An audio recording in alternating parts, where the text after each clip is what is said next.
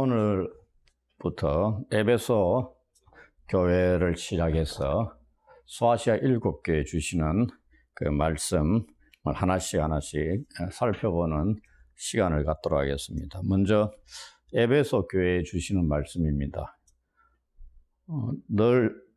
이 앞으로 3장까지 살펴볼 때 교회에 주시는 이 말씀 양식이 일정하게 있기 때문에 저도 그러한 틀을 쫓아서 좀 말씀을 드릴 겁니다. 제일 먼저 그 지역이 어떠한 지역인가를 우리가 살펴봐야 됩니다. 그렇다면은 에베소 지역이 어떠한 도시였는가에 대해서 먼저 말씀을 드리겠습니다. 에베소는 로마 제국에서 로마, 알렉산드리아, 그리고 수리아의 안디옥과 함께 가장 유력한 도시 가운데 하나였답니다. 인구가 약 25만 명 이상이었습니다. 상당한 인구였죠. 그리고 이 카이스트 강이 이 소아시아 서부의 에게해로 흐르는 이 항구에 위치하고 있었답니다. 그래서 소아시아 지역으로 들어가기에 가장 용이한 관문으로서 7도시 가운데 가장 국제적인 도시였다라고 말씀드릴 수 있습니다. 에베소는 또한 풍요의 여신인 아르테미스, 성경에는 아데미라고 나옵니다. 사도행전 19장 23절로 41절에 걸쳐서 이 내용들이 나오는데요. 이 아르테미스 신전이 있는 곳으로 유명했습니다. 그곳에는 수천 명의 사제와 여사제가 있었답니다. 아니, 그 신전의 규모가 어땠길래 이 정도 많은 자들이 있었느냐. 이들 중에 많은 사람이 신전 창기였답니다. 이 신전의 크기가 어느 정도였냐면은, 우리가 가보지는 않았지만 아테네에 있는 이 파르테논 신전의 4배 규모였답니다. 길이가 130m. 우리가 100m 달리기보다 30m 더 길다 보시면 됩니다. 엄청난 길입니다. 넓이 67m. 이 신전의 기둥들이 127개. 우리가 기둥은 예루살렘 갔을 때 회당 기둥 같은 들 보셨죠? 그런 기둥들입니다. 그게 127개가 떠받치고 있었다는 얘기입니다. 천장 높이가 18m. 우리 아파트 보통 한 2m, 3m 됩니까? 좀 18m입니다. 높이가 천장 뚝 들어가면 어마어마한 거죠. 이게 4세기에 다시 재건이 됐답니다. 영향을 받아가 좀 훼손이 됐겠죠. 이 아데미 신전이 고대 세계의 7대 불가사의 중에 하나였답니다. 규모 자체가 어마어마했다는 얘기입니다. 한번 직접 그 전체를 봤다 그러면 놀래 자빠질 정도의 규모였다 보시면 됩니다. 또한 이 에베소란 지역은 거대한 건설 계획이 많이 있었답니다. 그리고 이 상업적으로도 발달되어 있었고 종교 생활도 번성했고 그러다 보니까 아시아 지역에서 가장 큰 규모의 도시가 됐다는 얘기입니다. 동시에 이 황제 숭배가 번성한 곳이었습니다. 이 황제들, 다양한 황제들의 신전이 있었고 수많은 신전들의 이 본거지 역할을 했던 지역입니다. 이 아우구스투스 황제가 친히 BC 29년에 율리우스 카이사르를 숭배하는 신전을 세웠던 곳이 에베소 지역입니다. 그리고 우리가 요한계시록이 기록될 당시의 통치왕으로 지금 생각하고 있는 이 도미티아누스가 다스릴 당시에 에베소는 황제 숭배의 감독자, 곧 뭐냐면 수호자 혹은 신전 관리인으로 자처했던 지역이 에베소 지역입니다. 얼마나 황제 숭배와 밀접한 관계가 있는 도시였는가를 생각할 수 있는 거죠. 그리고 도미티아누스 황제를 숭배하는 신전이 그곳에 당연히 세워졌겠죠. 그 다음 이곳은 우리가 사도행전 19장을 통해서 알 수 있는 것은 마법과 마술에도 관심이 많았던 지역임을 알 수 있습니다. 그리고 이 에베소 교회는 아까 상업적으로 발달됐다 그랬죠. 그 부유했다는 얘기입니다. 여기에 그 길드라는 오늘날 같으면 협동조합 형태의 경제 체계가 발달됐습니다. 그러다 보니까 이 길드는 단순한 경제 체계가 아니고요. 이 길드마다 뭐가 있었냐면 수호신들이 있었습니다. 그럼 뭐와 연결된다? 종교적인 색채를 띠는 상업 경제 체제였다 이 말입니다. 그리고 그 당시에 경제 활동을 하기 위해서는 길드에 우리도 협동조합에 가입을 하듯이 가입을 안 하면은 경제 활동을 제대로 못 하는 겁니다. 그래서 경제적으로 그리스도인들이 압박을 받는다는 게 그 얘기입니다. 표를 받으면은 받지 못하면은 뭐 경제적인 어려움을 겪는 이런 것들이 다 이 지역의 이 종교적인 것과 경제적인 요소가 혼합되어 있는 이러한 것들을 배경으로 염두에 두시면은 조금 더 이해할 수가 있을 것입니다. 이 에베소 교회는 바울이 브리스길라와 아굴라 부부와 함께 세웠던 곳입니다. 이 당시가 주후 50년대 초반입니다. 50년대에 이 에베소 교회를 세웠습니다. 그럼 지금이 몇 년도죠? 90년대 중반입니다. 그럼 몇 년이 흘렀습니까? 약 40년 정도가 세월이 흘렀습니다. 그러니 세월이 제법 흘렀죠. 그러니 여기에 본문에 보시면은 무슨 얘기합니까? 책망 들을 때 처음 사랑을 잃어버렸다 이렇게 얘기합니다. 세월이 흐르다 보니까 우리도 그러죠. 1대, 2대, 3대 한 40년 흘렀으니까 그 뭐 대수도 좀 지났겠죠. 그러다 보니 처음 사랑을 잃어버렸을 수 있는, 버렸을 수 있는 그런 것도 이러한 배경하에 뭐 세워진 지 1년은 돼가지고 그런 얘기 잘 안 하죠. 지금은 에베소 교회는 세워진 지 그 정도 지났습니다. 그리고 이 세운 지 얼마 안 돼서 바울이 그곳을 떠났습니다. 그러다 보니까 브리스길라 아굴라 부부가 교회를 섬겼습니다. 사도행전 18장에 보시면 나와요. 그리고 바울은 얼마 있다 다시 돌아와서 2년 3개월 동안 교회에 머물렀습니다. 이 사도행전 19장에 나옵니다. 그리고 에베소 교회를 이 전 지역에 복음을 전하는 선교 본거지로 삼았습니다. 그리고 나중에 이 에베소 교회는 거짓 선생들하고 많이 싸웠습니다. 오늘 본문에도 나오죠. 2장, 3장에 걸쳐서 7교회 주시는 말씀은 일정한 패턴을 가지고 있다고 말씀을 드렸죠.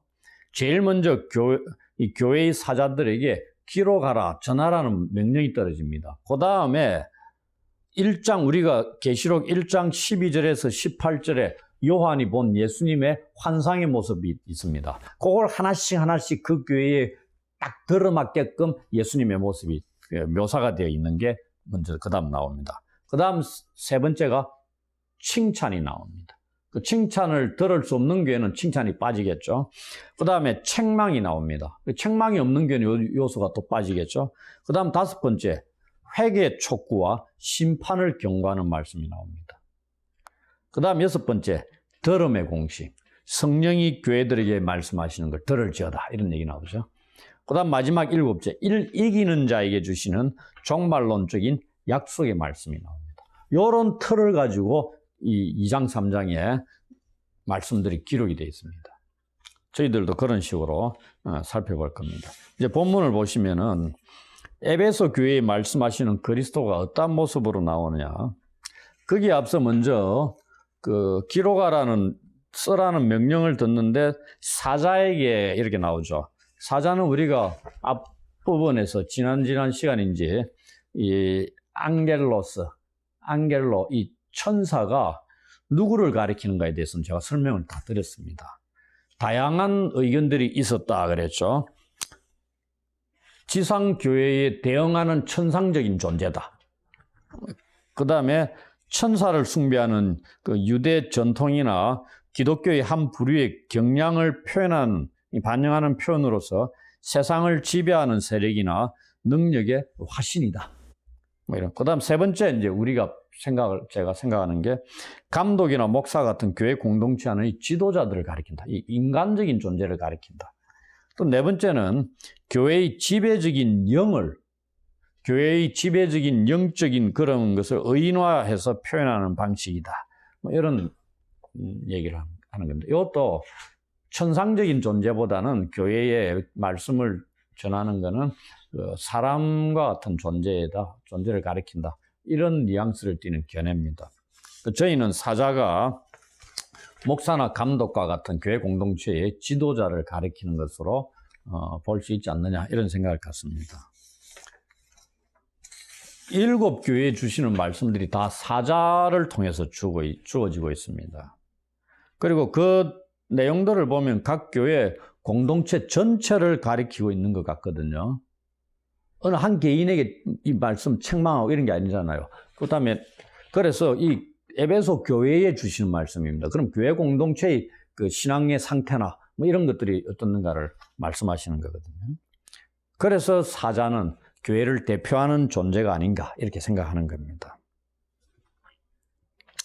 그렇다면은 에베소 교회에 말씀하시는 그리스도의 모습이 어떠냐? 1절을 보시면은 오른손에 일곱 별을 붙잡고 7 금촛대 사이를 거니시는 이다 이렇게 나옵니다.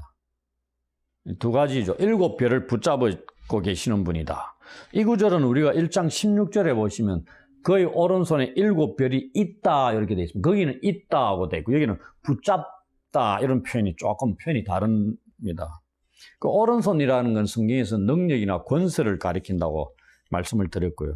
이 붙잡다, 쥐고 있다 이런 거는 뭔가 내가 획득했다는 것도 있지만은 여기서는 지키다, 보존하다 이런 뜻이라고 또 말씀을 드렸습니다. 요한계시록에서 이 단어를 사용하고 있다는 얘기는 이미 여기 교회들에 나타나신 그리스도는 영화롭게 되신 그리스도입니다.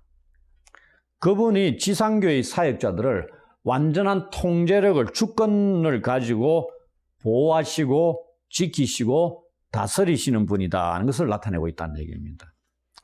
그리고 예수님의 손안에 7 별이 있다고 밝힘으로써 이 요한이 알려주고자 하는 바는 황제가 아닌 그리스도의 권세가 교회의 목회자를 붙들고 있다는 것을 강조하고 있는 겁니다. 너희를 지키고 붙드는 것은 황제가 아니고 그리스도이시다 하는 것을 알려주고 있는 겁니다. 그렇기 때문에 교회와 성도들은 황제나 유대인들의 유혹, 핍박에 타협하거나 두려워할 필요가 없다는 얘기입니다. 영화롭게 되신 그리스도가 교회를 붙들고 계시는데, 지키고 계시는데 땅에 있는 자들을 두려워할 필요가 있느냐 이 말씀이죠.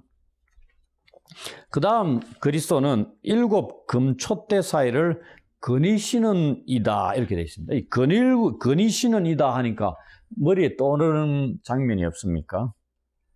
가장 앞으로 거슬러 올라가면 창세기 에덴 동산의 3장에서 하나님께서 동산을 거니신다 이런 표현이 나옵니다. 이 거닌다는 걸 걸어 다닌다는 하나님이 발이 있어가 걸어 다니시는 게 아니죠. 그건 무슨 뜻이냐면은 임재하신다, 함께 하신다 이 이야기입니다. 에덴 동산에서 아담과 하와와 하나님께서 함께 하신다는 얘기입니다. 그 표현이거든요. 그래서 7 금촛대 사이를 거닐고 계신다는 것은 금촛대 사이에서 임재하시는 그리스도를 얘기하는 겁니다. 함께 하신다는 그의 말씀을 하는 것. 그러면은 이 거니시다는 용어를 써서 굳이 표현했다는 게 뭘 의미하냐면은 이 거니시는 분이 에덴 동산에서는 하나님이셨습니다. 근데 본문에는 그리스도이십니다. 이것만 다른데 문제는 이걸 통해서 우리에게 알려주고자 하시는 바는 예수님이 다니시는 곳이 어디다? 교회 공동체입니다. 지상 교회를 거니시고 교회와 함께 하시고 임재하시는 분이다. 그분이 이 함께 하시는 지상 교회가 어떻다? 에덴 동산에 아담과 하와와 같은 하나님이 거니시던 그들은 둘이지만은 여기서는 교회 공동체가 에덴적 공동체라는 것을 또 암시하고 있는 그러한 그 용어일 수 있습니다.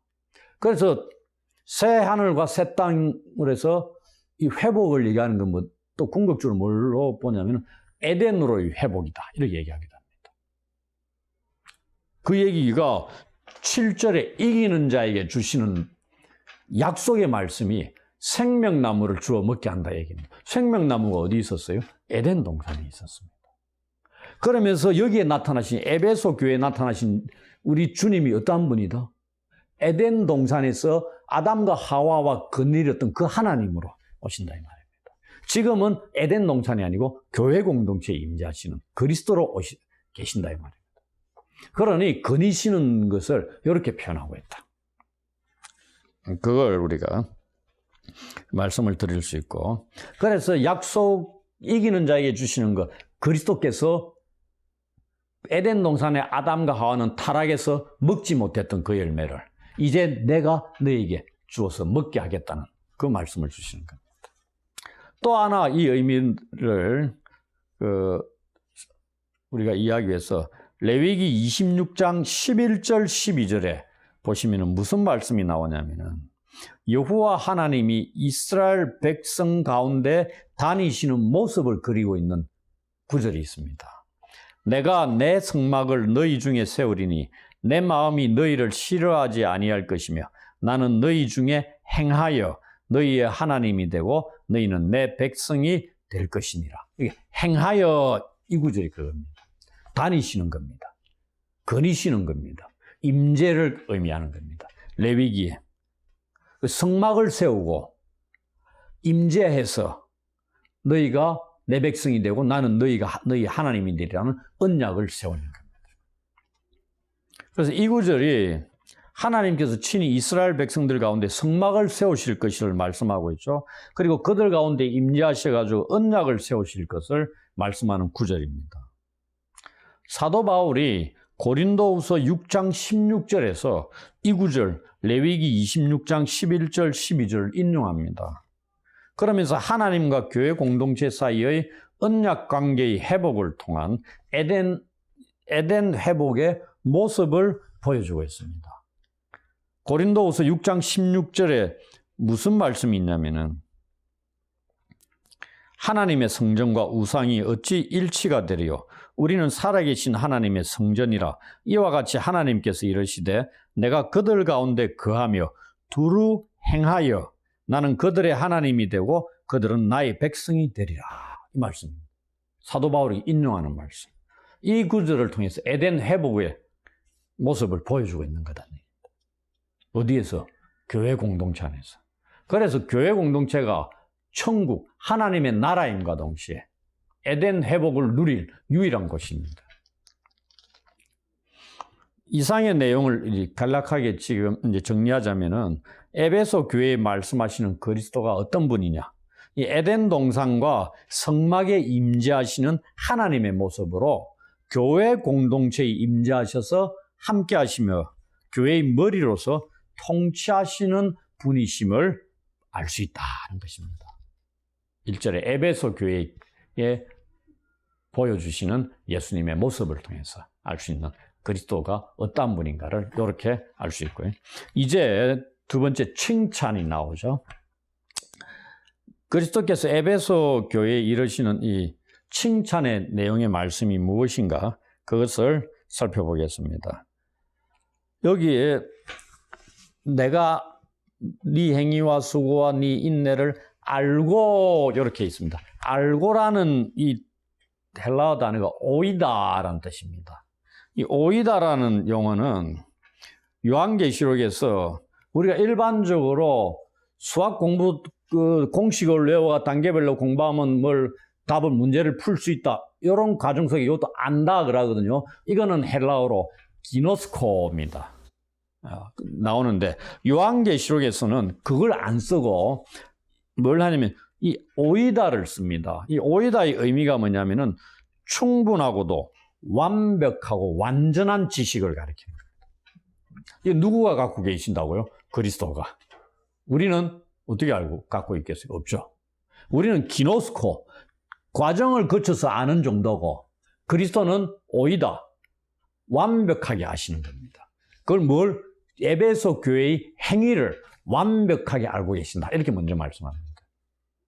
교회에 거니시는 분임과 동시에 그들의 행위 자체를 완전하게 꿰뚫고 계시는 분, 정확하게 오류 없이 꿰뚫고 계시는 분이다. 그러니 판단을 하시는 겁니다. 칭찬의 요소, 책망의 요소를 정확하게 구별해서 말씀하실 수 있죠. 그럴 것 같다 이런 표현 안 쓰죠.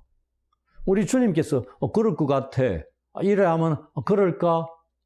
긴가민가 없다는 얘기입니다. 명확하게, 완벽하게, 온전하게, 정확하게 알고 계신다. 그래서 오이다라는 용어를 쓰고 있다. 이걸 통해서 우리가 그 정도로 알 수 있다 이 말입니다. 그 말은 교회가 주님 앞에서 숨길 수 있는 게 없다. 감출 수 있는 게 없다. 이 말입니다. 다 드러난다는 거. 그걸 기억하셔야 된다는 얘기입니다. 그런데 2절, 3절에 좀 깁니다. 이게 몇 가지를 칭찬하고 있는지 분간이 잘 안 됩니다. 그래서 제가 이 다른 신학자의 번역한 것들을 보니까 좀 쉽게 이해할 수 있을 것 같아가지고 옮겨가지고 다시 읽고 이걸 토대로 말씀을 드리겠습니다. 이 2절, 3절을 보시면서 제가 읽어드리는 걸 한번 들어보십시오. 내가 너의 행위들, 곧 너의 수고와 인내, 곧 네가 악한 자들을 견딜 수 없었던 것과 자기 자신을 사도라 하는 자들을 시험하여 그들이 사도들이 아니라는 걸 거짓되다는 것을 네가 찾아낸 것과 인내를 가지고 나의 이름을 견디고 피곤해하지 아니한 것을 아노라 이 말입니다. 좀 다르죠? 그러면은 안다는 걸 딱 한마디로 뭐죠? 너의 행위들을 안다 이 말입니다. 근데 행위들이 몇 가지죠? 2가지. 수고와 인내. 근데 수고와 인내가 몇 가지죠? 3가지. 이렇게 보면 됩니다. 기가 막히죠? 그래서 아는 거는 행위들을 아신단 말입니다. 행위들이 뭐다고요? 수고와 인내입니다. 이 수고라는 거는 어느 정도의 수고를 가리키냐면은 땀을 흘리기까지 일하는 것, 기진맥진할 때까지 일하는 것, 심신이 기진맥진할 정도로 애쓰는 것, 이런 정도입니다. 지쳐 쓰러질 정도의 수고를 의미합니다. 고통이 심한 노동을 의미합니다. 어느 정도인지 아시겠죠? 이들의 행위가 그 정도 수고였다 이 말입니다. 에베소 지역에서 그리스도인으로 살아간다는 게 쉬웠겠습니까? 결코 쉬운 게 아니었다는 얘기입니다. 이교도의 사회, 아까 얘기했죠. 길드라는 거, 이 사회적인 압박도 있었고, 황제 숭배의 유혹도 있었고, 아데미 신전과 같은 우상 숭배의 압박에도 시달렸고, 믿음을 지키기 위해서 엄청난 노력, 수고를 해야 된다 이 말입니다. 이들의 수고, 그 다음에 인내. 인내는 대충 우리가 어떤 의미인지는 쉽게 알 수 있습니다. 괴로운 환경 속에서 참고 견디는 거죠. 그 다음에 고단한 시기에 신뢰와 굳건한 견딤의 삶을 가리키는 그런 용어입니다. 그래서 요한계시록의 핵심 주제 중에 하나였습니다. 이거는 항상 기승을 부리고 있는 악을 배경으로 등장하는 용어입니다. 그러니 그리스도인들이 인내하는 것은 항상 뭐와 관련돼 있다? 우리를 공격하는 악한 세력들과 관련이 있다. 그렇게 보시면 됩니다. 그들의 수고와 인내를 좀 더 구체적으로 보면은 첫 번째가 악한 자들을 견딜 수 없었습니다. 악한 자들을 견딜 수 없었던 것. 그것이 이들의 수고와 인내입니다. 그게 뭐냐면 이 악한 자들을 용납하지 않았다는 얘기입니다. 이 악하다는 것은 도덕적으로도 영적으로도 악을 가리키는 겁니다. 그걸 이들이 에베소 교회 성도들이 용납하지 않았다 이 얘기입니다. 그다음 둘째, 자기 자신을 사도라 하는 자들을 시험하여 그들이 거짓되다는 것을 찾아냈습니다. 우리가 교회 들어와가 내가 사도다. 사도라는 건 대단한 존재들이잖아요. 사도라고 하는 자들을 시험했다 이래 돼 있습니다. 이 구약 성경과 신약 성경에 이 시험하다는 게 많이 사용되고 있습니다. 주로 뭐 어떤 거냐면 어떤 사람이 주장을 하는데 그걸 비판적으로 하나하나 검증해서 옳고 그른가를 가려내는 과정입니다. 그래서 우리가 선지자들이 옳고 그른 걸 어떻게 알 수 있죠? 그가 선포한 내용이 이루어지느냐 이루어지지 않느냐 그걸 통해서 알 수 있다. 이런 내용이죠. 그런 것이 이 기준 중에 하나를 나타내는 겁니다. 이 하나하나 시험을 해가지고 그들이 다 거짓되다는 것을 찾아냈다는 얘기입니다. 그래서 에베소서 같은 데 보시면 거짓 선생들과 싸움이 기록이 되어 있습니다. 교회에 거짓 선생들이 침투를 해가지고 성도들을 신앙을 무너뜨린다는 얘기입니다. 그런데 이게 거짓 선생인지 참 선생인지 분간을 못하는 거죠. 그래서 우리가 찾아내는 겁니다. 시험해가 테스트해가지고. 그래서 물리치는 거죠. 이 노력들을 했다는 얘기입니다. 세 번째가 인내를 가지고 나의 이름을 견디고 피곤해하지 아니했다는 겁니다. 우리 그리스도의 이름을 위하여서 견뎠다는 얘기입니다. 우리가 예수님의 이름을 위해서 견디다는 것은 또 어떠한 그 환경이 전제가 되어 있죠? 핍박입니다. 이 박해. 이 환경에서 이 견딘다는 것이 나오는 겁니다. 그래서 이거는 주로 어떻게 내부적인 요인이 아니고요. 외부적인 박해와 이 환란을 가리키는 그런 배경을 안고 있는 용어입니다. 견딘다는 것은 그런 것. 교회 바깥에서 오는 핍박과 환란, 그걸 예수님 이름 때문에 당하는 거죠. 그때 견디고, 그다음 피곤해하지 않았다. 이 수고하고 인내하는데 지치지 않았다는 얘기입니다. 대단한 사람들입니다. 포기하지 않고 중단하지 않았다는 얘기입니다. 이런 행위들, 그것을 예수님께서 정확하게 아시고 칭찬을 하신다 이 말입니다.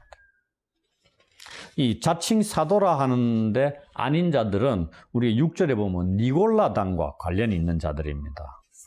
니골라당은 지금까지도 정확하게 어떤 인물이다 밝히기가 쉽지 않은 자들입니다. 이 순회 선교사들 혹은 선생들처럼 활동을 했고 가정교회를 돌아다니면서 자기들이 사도라고 자처하기도 했을 것이다. 그래서 이 바울은 사도행전 20장 같은 데 보시면 에베소 교회 교인들에게 사나운 이리와 같은 자들이 여러분들 가운데 들어와 있다 이렇게 얘기합니다. 그래서 양떼들을 집어삼키려고 고통의 자리에 빠지게 한다 이렇게 경고를 하고 있습니다. 그리고 이 자칭 사도들은 고린도후서 11장 13절에 보시면 바울이 거짓 사도요 속이는 일꾼이니 자기를 그리스도의 사도로 가장하는 자들이다 이렇게 부르고 있습니다. 이들을 에베소 교회 성도들이 철저한 검증을 거쳐서 그들이 거짓된 자들임을 밝혀냈다는 것입니다. 정말 놀라운 일이 아닐 수 없습니다. 오늘날 교회에 침투한 거짓 일꾼들이나 이단들 여러분들 잘 가려낼 수 있겠습니까? 그냥 들어오지 마십시오. 뭐 외부적인 도움을 입을 리스트 찾아가지고 골라낼 정도지. 하나하나 어떻게 밝혀내겠습니까? 그들이 숨어서. 그래서 교회를 집어삼키고 교회가 무너지는 것들도 많이 있었고요. 힘든 일이었다는 얘기입니다. 이걸 포기하지 않는다는 얘기예요. 얼마나 진리를 올바른 믿음, 올바른 말씀을 지키려고 싸웠느냐를 알 수 있는 겁니다. 철저하게. 절대 양보하지 않았다 이 말입니다. 이러한 행위를 하는데 피곤하고 지치죠. 중간에 포기하고 싶은 마음이 생기는데 에베소 교회 성도들은 절대 포기하지 않고 피곤해하지 않고 게으르지 않았다는 것을 우리 주님께서 칭찬하고 있다 이 말입니다. 영적인 게으름 이것도 없었다 이 말입니다. 영적으로 깨어 있었고 뭐 이런 그걸 유지하려고 몸부림쳤고 그런 것들을 볼 수 있습니다. 요 칭찬의 내용을 간략하게 정리하자면은 이 에베소 교회는 소위 이 사도라고 사칭하는 자들을 시험해서 그들이 거짓된 자임을 드러냈을 때 이들을 배척하고 용납하지 않았다는 얘기입니다. 교회에서 쫓아냈든지 많은 시련 중에서도 참된 교리에 열심과 충성을 다한 자들이었고 이 일을 해내는데 지칠 줄 몰랐던 자들입니다. 이 교회는 바울의 권면을 충성되이 받아들였던 것입니다. 우리가 그렇게 생각할 수 있습니다. 그 다음으로 그리스도께서 에베소 교회에 책망할 것이 있다고 말씀하십니다. 이 4절 맨 앞에 그러나로 시작하죠. 이것은 2절, 3절 칭찬의 내용과는 정반대의 것이 시작된다는 것을 암시하는 접속사죠. 그러면 그리스도께서 에베소 교회를 책망하시는 내용은 무엇일까요? 딱 한 가지였습니다. 그런데 그것이 결정적으로 중요한 것이라는 겁니다. 너의 처음 사랑을 버렸느니라 이렇게 되어 있습니다. 그렇다면 에베소 교회가 버린 처음 사랑이 무엇입니까? 이에 대해서도 다양한 의견들이 있습니다. 하나님에 대한 사랑이냐, 형제 사랑이냐, 하나님에 대한 것이냐, 사람에 대한 것이냐, 이렇게 갈리기도 합니다. 근데 이것을 알기 위해서 우리는 에베소 교회를 향한 2, 3절에 나타난 칭찬의 내용이 어떤 것인가, 성격을 갖는가를 알 필요가 있습니다. 칭찬의 행위들의 대상이 주로 사람들을 향한 것들입니다.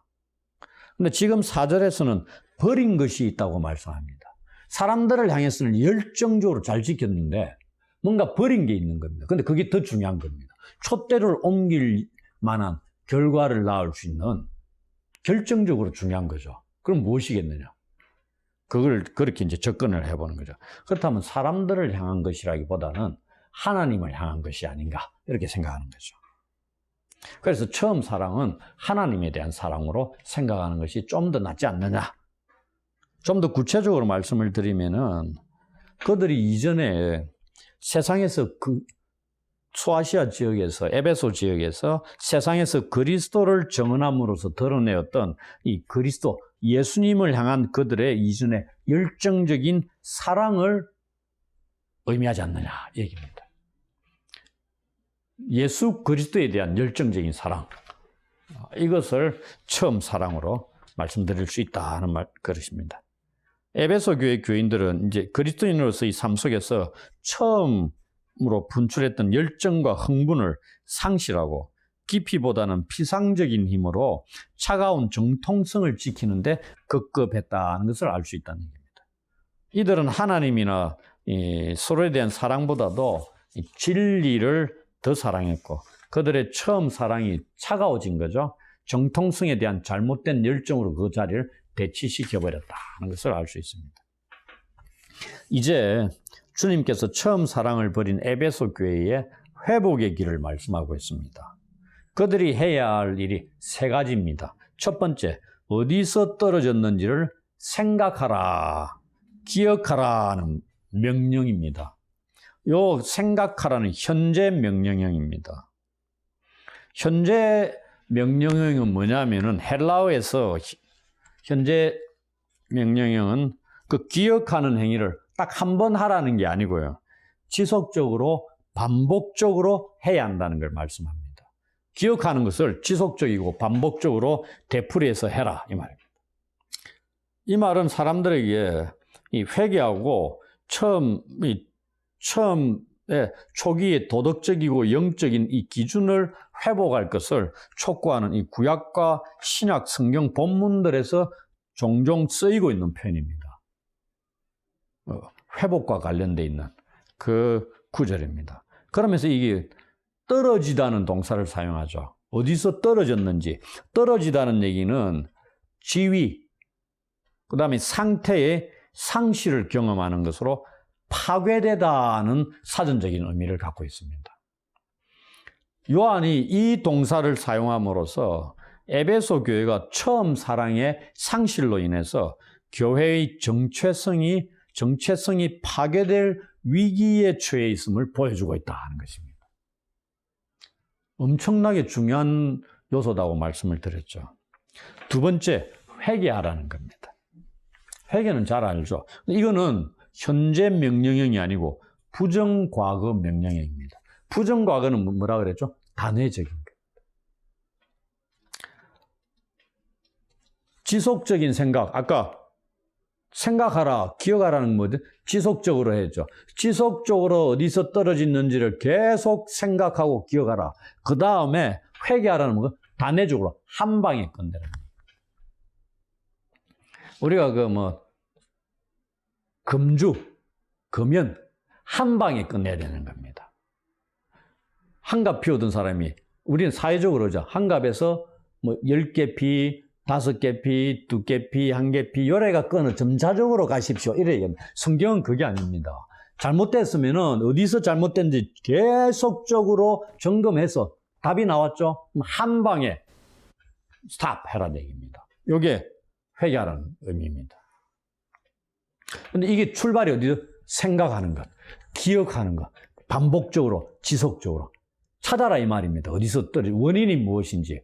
그 다음에 찾았으면 한 방에 끝내라는 얘기입니다. 쉽게 말씀드리면. 그래서 처음 사랑을 회복하는데 이 과정을 거쳐야 된다는 얘기입니다. 점진적으로 조금씩가 안 된다 이 말입니다. 마지막으로 처음 행위를 그런 과정을 거쳐서 처음 행위를 가지라. 가지라는 건 아까도 얘기했지만 가진다는 건 단순히 가진다는 거 소유하는 의미가 아니고 행하라는 의미입니다. 그 처음 행위들을 회복해서 다시 실천하라는 얘기입니다. 근데 에베소 교회 성도들은 그들이 잃어버린 처음 행위들이 무엇인지 잘 알고 있었겠죠? 그들이 버렸기 때문에 다시 회복해서 행하면 되는 겁니다.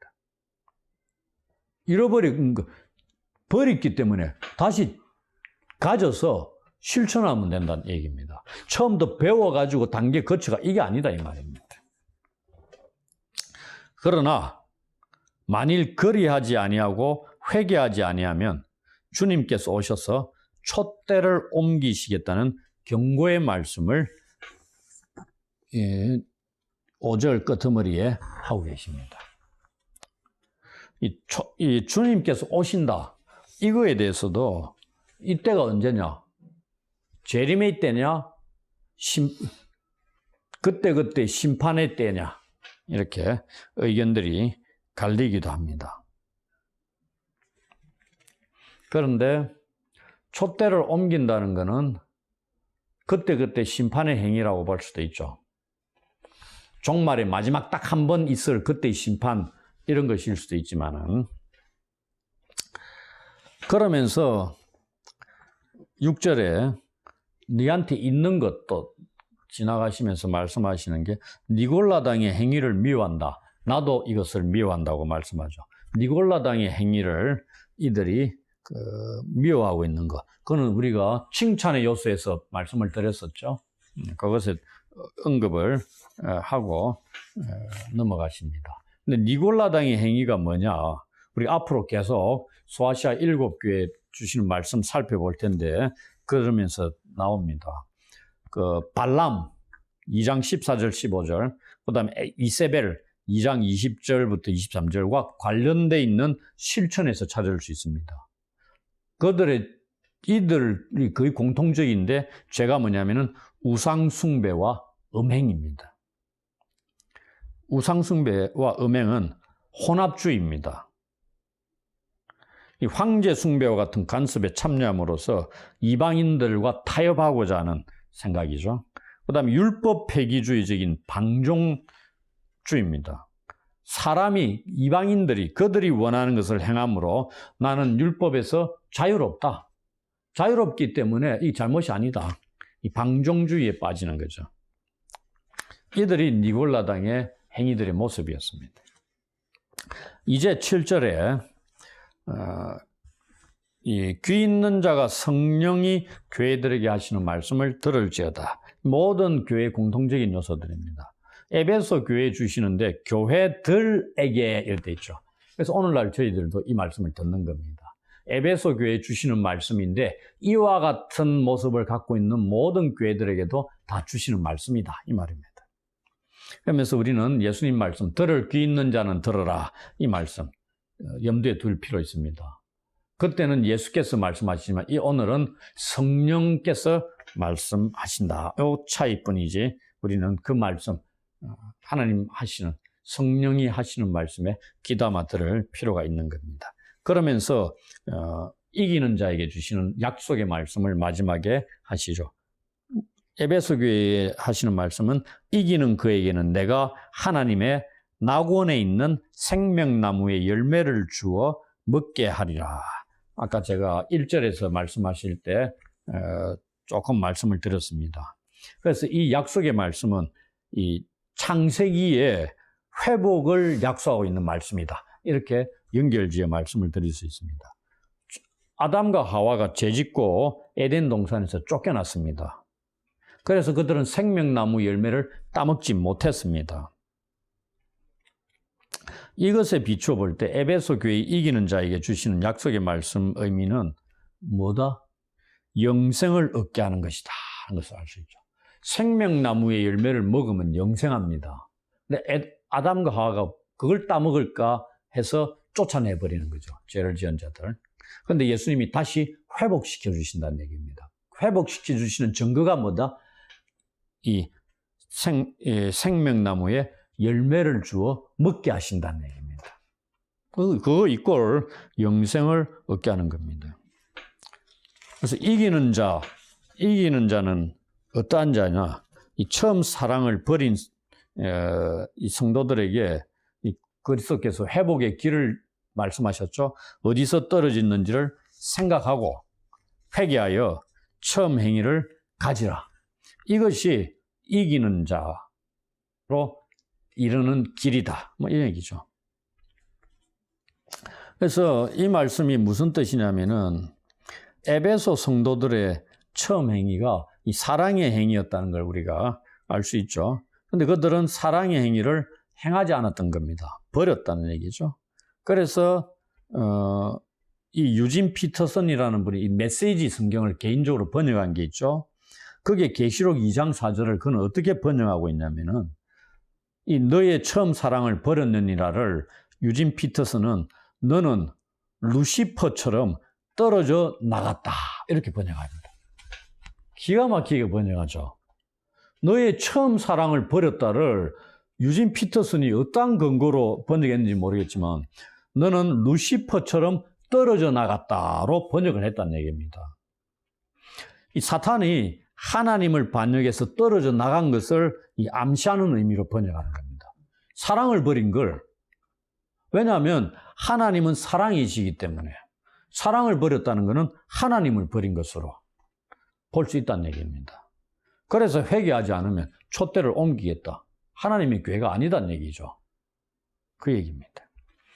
그걸 우리한테 말씀하시는 것이다 고 생각할 수 있습니다. 이제 마무리하자면 이 에베소 교회에 나타나신 예수님은 어떠한 분으로 계시되고 있습니까?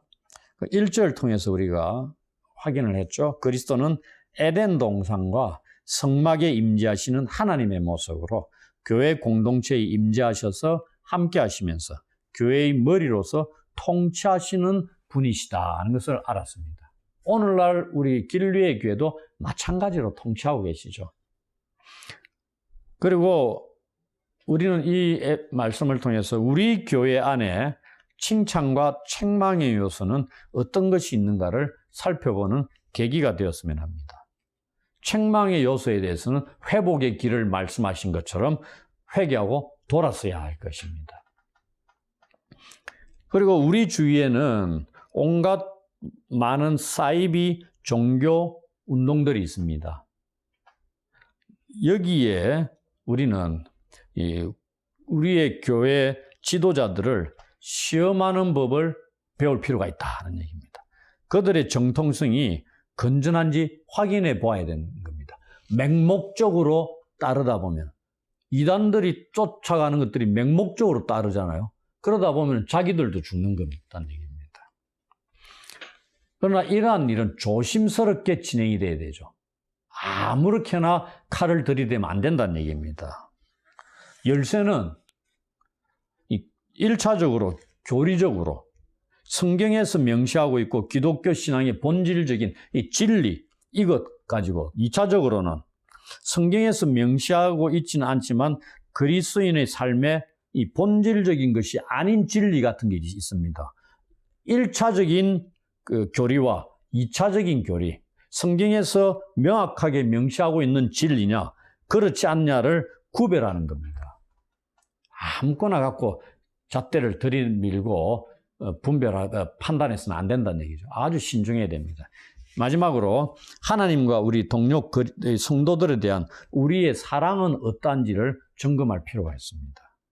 교회는 가장 깊은 차원의 교제에 대한 새로운 의식을 필요로 하는 거죠. 사랑하는 법을 잊어버린 교회는 교회이기를 멈춘 교회가 되고 그것이 예수께서 촛대를 옮기겠다고 경고하는 이유이기도 합니다. 이 말씀을 기억해야 되겠습니다.